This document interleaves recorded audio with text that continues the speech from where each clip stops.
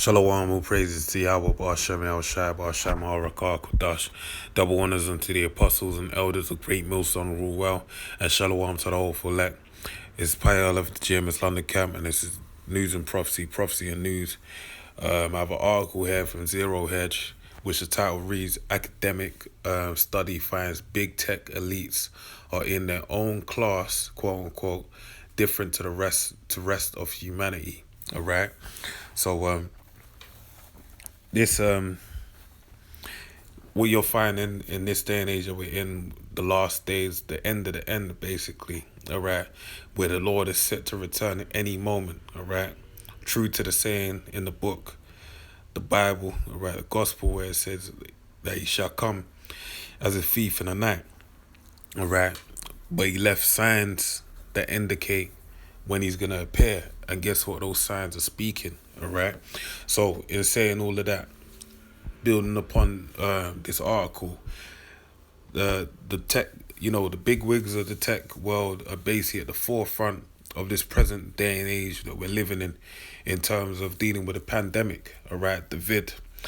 They're, whether it be they're in the forefront for the vaccinations or in terms of dealing with the monetary system, all right, in terms of like logistics for buying and selling right now, and also in dealing with another big one, all right, and all of these lead into big prophecies and leading into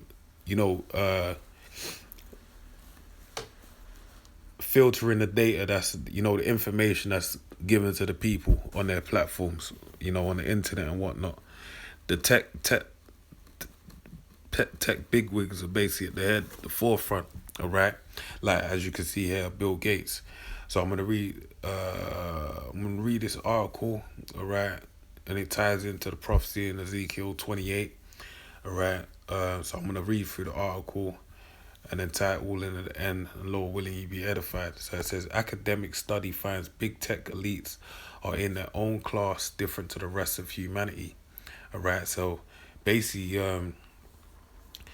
the study finds that big tech elites, they're in their own class. They've been set aside from the rest of humanity, and they really what it is, they're in an elite class. They're lesser luminaries underneath the greater luminaries, being the elite banking families. Right, so it says an academic study carried out by researchers in the US and Germany has concluded that big tech elites are completely different to all other people on the planet and can be placed in their own class. Our research contributes to closing a research gap in societies with rising inequalities. All right, so they actually, this is actually contributing to inequality in the world. All right, with these tech heads, all right, big wigs, basically having a strong arm on the power. Note the authors of the study from 2 German universities and a Ralph Bunche Institute for International Studies in New York. The research centers around analyzing language used in close to 50,000 tweets and other online statements by 100 of the richest tech elites as listed by Forbes. So basically they gathered up information from 100 of the richest tech elites that are listed on the Forbes magazine, and they basically gathered around about 50,000 of their tweets and online statements that were made to basically flesh out this information, this data. So it says the researchers conclude that big tech elites such as Mark Zuckerberg and Bill Gates display meritocratic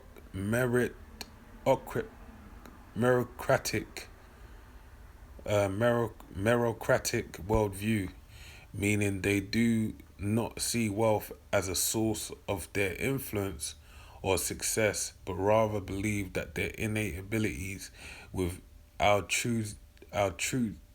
intrinsic, I want to say intrinsic, but it looks like altruistic beliefs have enabled them to achieve power.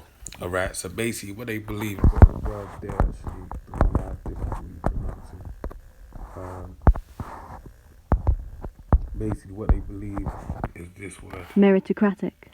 Meritocratic, all right? So it says, the meaning says, relating to a or characteristic of a society in which power is held by people selected according to merit, all right? And in this case, this is not true, all right? Because the men that they go on to list, or that they have list, sorry, Mark Zuckerberg and Bill Gates, basically stole their ideas from other people and ran with it, all right? So they're not all that wise and witty, all right?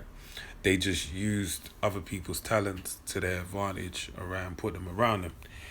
But the true meritocratic society is coming, all right, established by Yahweh Shai, who achieved that glory, all right? He has the merit to rule the world by offering his body, his body. He did do that as well, offering himself up as a sacrifice for the nation of Israel, all right, to you know, uh, be the mediator between the children of Israel, the sons of Israel, unto the Heavenly Father, Yahweh. Okay, so he holds the true merit, all right. He has the ability, the talent, all right, and all the elect that follow in his stead, starting with the apostles of Great Millstone on down, all right. They basically hold that merit to whereby, we believe and hope for Yahweh Hashem Yahshai Ba'Hashem HaRakah Kodash, that we have that merit of election to rule over this world. All right. So it says we find that the 100 richest members of the tech world reveal distinctive attitudes that set them apart both from the general population and from other wealthier elites, the Saudi states. And don't let that, beguile you. Don't let them beguile you in saying other wealthy elites. They're subject to the elites as well. They're lesser luminaries, all right? They get their walking papers from the Rothschild, Rockefellers, DuPonts, and Gettys, all right, etc., etc. All the ruling elite families give them their walking papers, all right. But they're definitely on a higher tier compared to the general population. And guess what? This distinctive attitudes that set them apart is basically wickedness, right? They're doing all kinds of witchcraft. That's why in the book of Isaiah 47 it says, stand down now in thine enchantments that you've labored in since thy youth. Loosely paraphrasing, meaning that Esau Edom is dealt with witchcraft, all right, rebellion, all right, in order for them to establish their power. And that's what they've always established. That's what sets them apart. Nothing else, nothing cutting edge. And obviously wisdom and wickedness, all right, which is not wisdom. All right, the findings reveal that the big tech elites consistently talk about believing in democracy, being philanthropic, and helping make the world a better place for other people. Yet their position in a democratic system is contradictory as a result of their own enormous wealth. They have disproportionate influence over how discretionary income is spent, the researchers note. So they're basically saying they're liars, all right? So they ain't really about that life, all right? It's a big lie. The researchers found that language used by the tech elites regularly includes words such as merit, distinct, excellent, value, virtue, advantage, superiority, worth, perfect, important, and significant. Right, so those are the words that they're buzzwords basically, and they're all in line with, these are, if you know anything about the power of words, there's power in the tongue. And these words, I would even say that this is part of their witchcraft that they're working, right? It escapes me right now, but The Secret, Deontay Wilder always say, see it, speak it, achieve it, believe. I don't even know it because it's not something I hold to, but that's all in line with the things they do, basically self-worship, all right, and looking for the power within, so to speak. The researchers also note that the The tech elite may be thought of as a class for itself, in Marx's sense, a social group that shares particular views of the world, which in this case means the uh, meritocratic, missionary, and an inconsistent democratic ideology, right? But again, like I said before, they're subject to the elites, man. They're in their class of their own. Bill Gates, Mark Zuckerberg, they're new money. They ain't gonna, their money ain't touching old money that goes back to, you know, we're talking 1400s and all this type of stuff. All right, goes back way back. All right, 1800s, 1700s. Reading on it says researchers noted that the study had limitations, ironically owing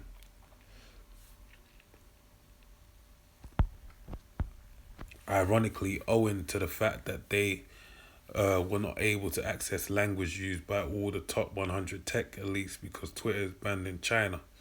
All right, so they basically have a branch over there in China. They haven't got understanding of. All right, the Twitter accounts they they were able to access could also be managed by PR professionals and are obviously public projections of how the tech elites want to be thought of by the public at large. Therefore, the language used may be strategic.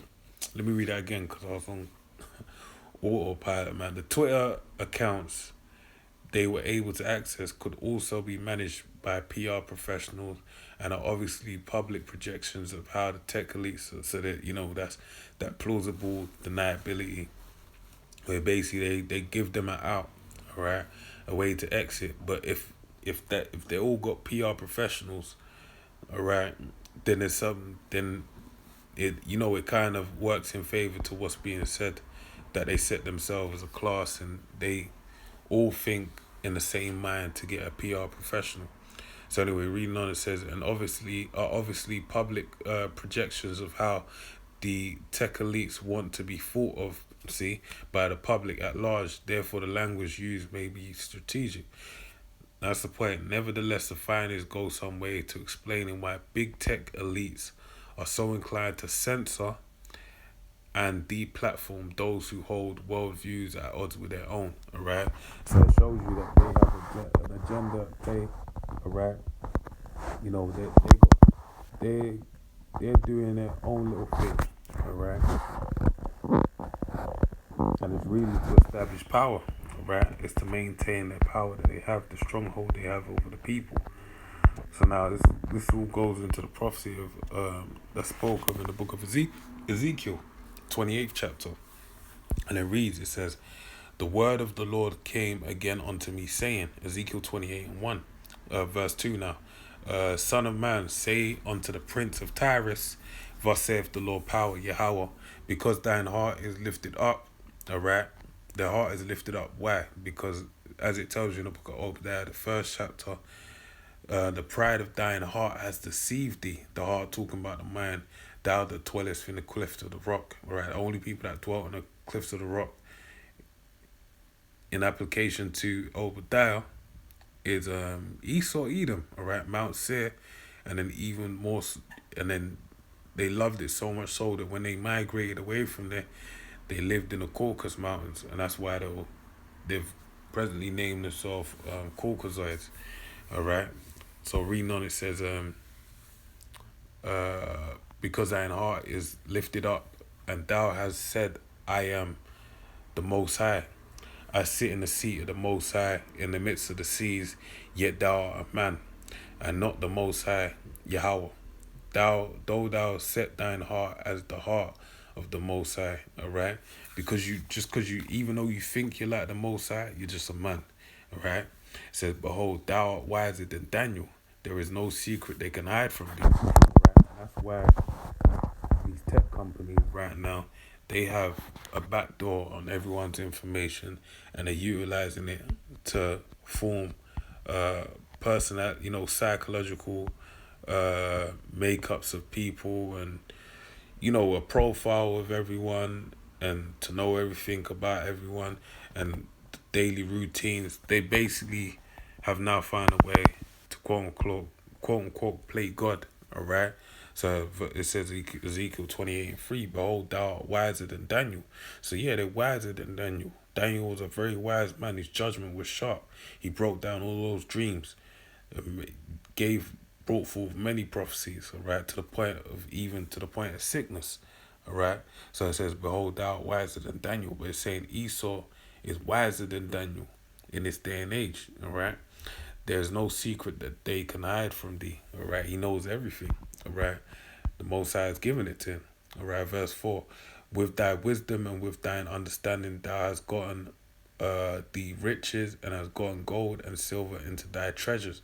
Yeah, they basically, with all the wisdom and understanding they got, they basically gathered up riches and gold and silver into treasure troves. The word treasure basically means a chest, all right, or a vessel that basically holds costly things. And that's what they got. Through this, they've attained wealth. And what did it go on? And that's really one of the main reasons why I brought out the scripture. It said they believe in meritocrat. They believe they are meritocratic, right? In the fact that it wasn't their wealth was obtained by their innate abilities, the skill that they have, and that was a reward. You know, a byproduct of all that skill that they have is wealth. So let me read that again. It says, verse 4, Ezekiel 28:4, with thy wisdom and with thine understanding thou hast gotten the riches, all right, and has gotten what gold and silver into thy treasures, all right, through that wisdom they obtain through their technology, which technology, I believe, is technique. So it's just the study of skill. All right. They basically became rich. Verse 6. Therefore, thus saith the Lord power, because thou hast set thine heart as the heart of the Most High. Behold, therefore I will bring strangers upon thee, the terrible of the nations, and they shall draw their swords against the beauty of thy wisdom, and they shall divide thy brightness. All right, and that's gonna happen, starting with their own, their own self. Satan be divided against Satan. How can the kingdom stand? Basically, you're gonna have Russia firing bombs, ICBMs from Russia with love, all right, onto the shores of America, alongside with the NATO and the EU. Okay, they're gonna turn against him and send that. And that's how their beauty is going to be defiled. Verse 8, they shall bring thee down to the pit, and thou shalt die of the deaths of them that are slain in the midst of the seas. Wilt thou yet say before him that slayeth thee, I am the Most High? So that's the Most High showing you he has some humor. He's saying, when that happens to you, are you going to tell them, I am the Most High, as you're slayed? All right? But thou shalt be a man and not a God, or the Most High, in the hand of him that slayeth thee. All right? Yeah, you're going to be a man to Russia in that day. All right? And all those that were confederate with you. Thou shalt die the deaths of the uncircumcised by the hand of strangers, for I have spoken it, saith the Lord. All right? And the Lord, his word don't go out void. So from when he spoke it, it's going to happen. All right? And it's going to happen. And as I said, by, Esau taking them out, but also you're going to have us get busy. All right? Not even us. All right? First and foremost, Yahweh Shai and the angels, and we're going to be alongside them. All right? Lord willing, we be of the elect.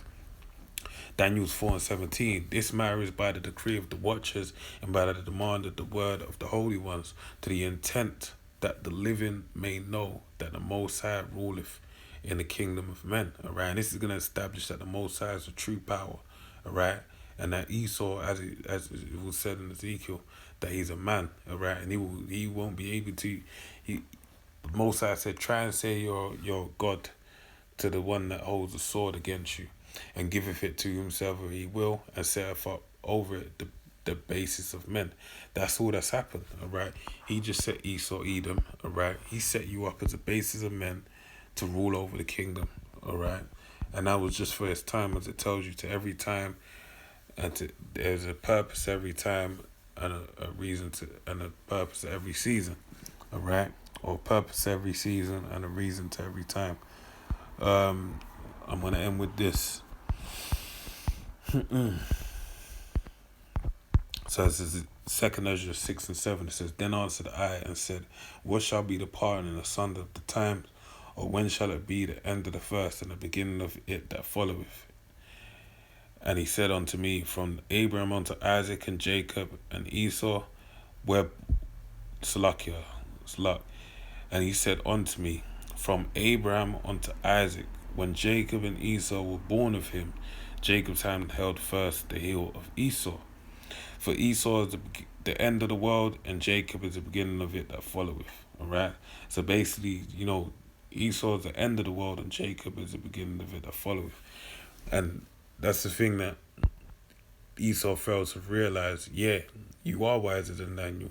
You have gained a lot through your through your endeavors, alright, and much traffic. But guess what? Alright, you're Esau, alright, and you're the end of the world, and Jacob is the beginning of it that followeth. So these are multiple prophecies come into effect that the Most High basically established, and they're gonna all come into play and be established in these days that we're living in. Alright. So with that, man, I pray you're edified till the next one. I say shalom.